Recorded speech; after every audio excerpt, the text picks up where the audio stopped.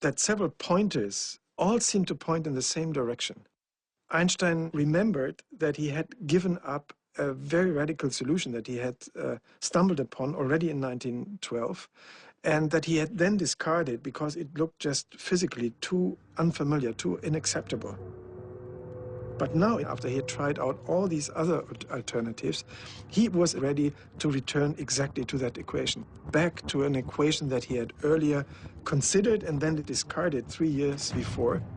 You realize that you've been wrong in a real flash of inspiration because you realized what you should be doing. You know, he had it all in his drawer. And that's, of course, then a glorious moment. There it was, the equation that he had discarded, and now it looked much more promising, much more useful than it had in the winter of 1912. It isn't always a dark time when you realize that you're wrong. Sometimes it's a wonderful time.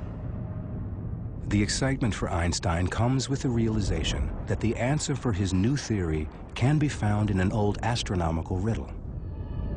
Einstein began to look at a mystery that had puzzled astronomers for generations. According to Isaac Newton, the planet Mercury should be going around the sun like this. But it was known for quite a while that the orbit of Mercury deviates from Newton's laws of motion. It tilts a little bit. So the orbit, instead of going like this, begins to tilt. And it begins to make a pattern like the petals of a flower.